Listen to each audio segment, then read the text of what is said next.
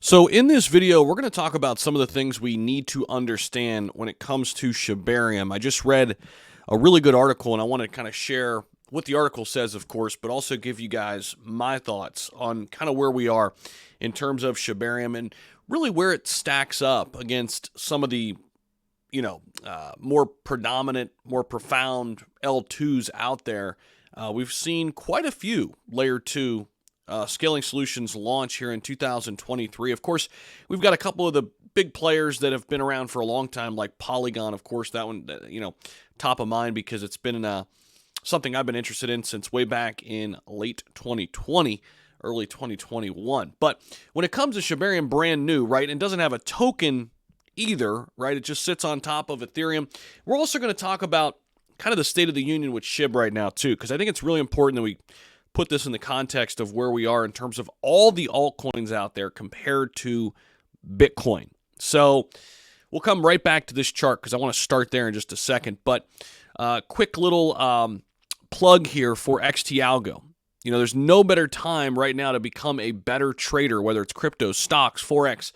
Volatility will ramp up again heavily when we get into a bull run. Guys, you could try this thing today. It's my company, XT Algo. You could try it today. If you don't like it in 30 days, full refund, no questions asked.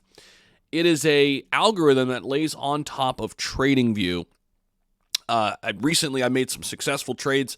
One was Chainlink.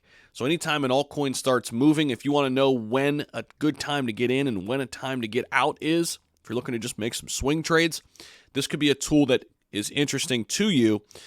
Again, all the links down below. There's a big discount code right now. Instead of 47 for the month, it's 37. You could try it, see if you like it. All it's going to take is make one big successful trade, not even a big successful trade, one successful trade a month, and this thing is going to pay for itself. So super excited to have this thing out there. We've got quite a few people using it now and getting a ton of great feedback. So again, links down below in the description if you're interested in that. Now, back over to the SHIB chart. This is the one-year outlook, the last year for Shiba Inu. We're basically at a low point that we were once at back in June of this year, back down to this 6-8 range. I want to say this first and foremost. Every single altcoin right now, every single altcoin, outside of just a few like Chainlink, the aforementioned Chainlink there, they are bleeding to Bitcoin. What does that mean? It means Bitcoin dominance is going up. Everything else is coming down. More people are looking at Bitcoin as a safe haven asset, meaning they're liquidating their altcoins and they're converting it into Bitcoin or they're getting it back into cash. That is a trend we've seen take place now for the last few years, couple years, 2022 and 2023. Really, it started at about Q2 2022. That's where we are right now. And crypto as a whole is a risk-on asset. It is far riskier than other asset classes. When you look inside crypto, Bitcoin is far less risky than everything else. So it makes sense as to why people are converting their altcoins right now into Bitcoin as they hold it there because they feel as if it's safer. And it is, right? We've seen what Bitcoin's done in 2023. There's no better performing asset year to date. We look at Bitcoin dominance. It's up over 50%. What does that mean? The overall cryptocurrency market is made up of 51% Bitcoin, then everything else. Second biggest is Ethereum, making up about 17%. So when we talk about SHIB and its poor performance, I think it's really important to say, number one, yes, in bear markets, altcoins bleed more than Bitcoin does, right? Than some of the top players. But I think this has been a trend across the board. This is not just a Shiba Inu related scenario here. This is across the board. We are seeing altcoins bleed to Bitcoin. Now, the top altcoins will rise again, right? We haven't experienced an altcoin season, right? Or a period of time where altcoins really run hard. We haven't experienced that in a really long time. Now, bringing this back to Shibarium, is Shibarium fast enough to dominate Ethereum's L2 space? And if not, what do we need to see? right? Because we know that in order for SHIB to have staying power, in order for us to really take off in this next bull run, like we did back in 2021, SHIBARIUM is going to be a big piece of that. We didn't have any utility, essentially, the first go-around. We had NFTs, but we had a strong community, which some say that is the utility. But I think in order for something to really have true staying power, you need to have people using the network, right? And one of the big things big questions we're going to have to find out what the answer is will SHIBARIUM be able to scale fast enough? It's a good problem to have. Like Ethereum experiences this all the time, right? Like they just can't scale fast enough. That's why it's clunky, it's slow, and it's expensive.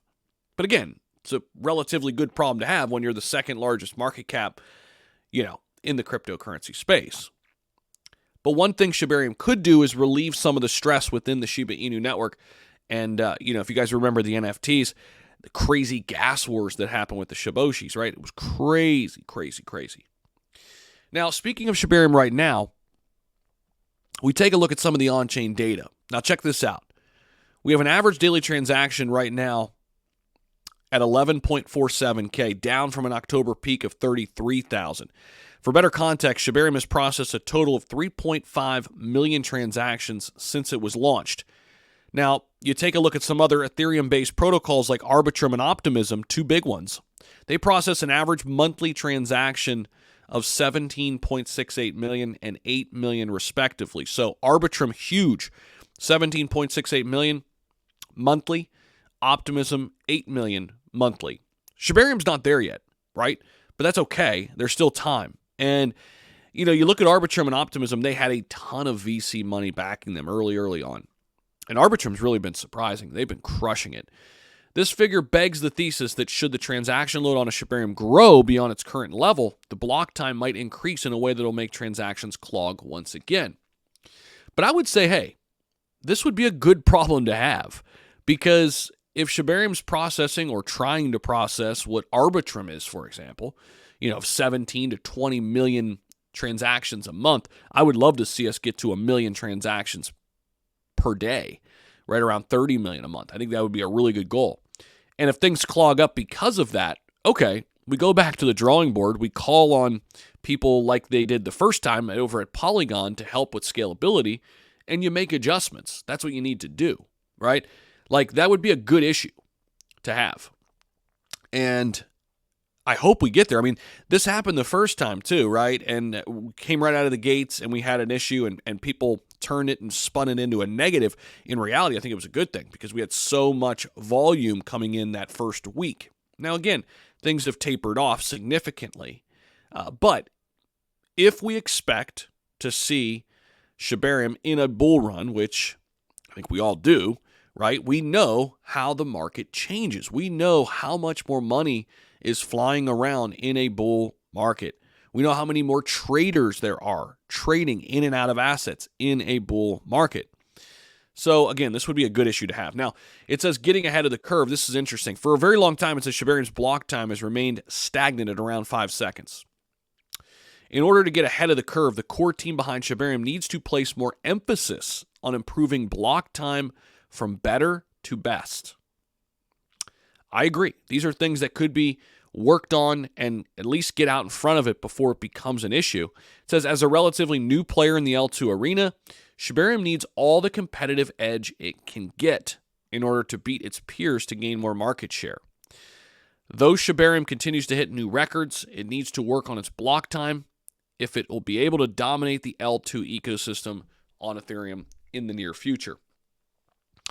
And last point here, I think we just want to be one of the big players. Like, we don't need to be the player necessarily. Like, we just want to be one of those household names in there with Arbitrum, in there with Optimism in this next bull run.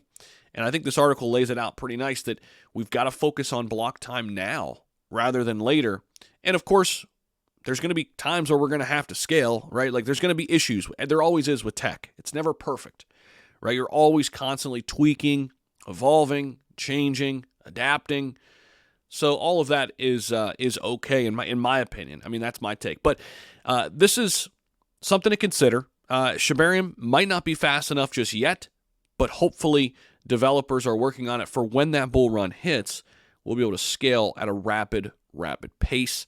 Let me know what you guys think about all this and these takes down below in the comment section. Do you agree, disagree? Curious to find out what you think about all of this. And as always, appreciate you guys so much for hanging with me here in this bear market. Make sure you guys smash that like button for us. It really does help out the channel, push this video out there to new people, and subscribe down below if you haven't already. We'll see you in the next video. Take care.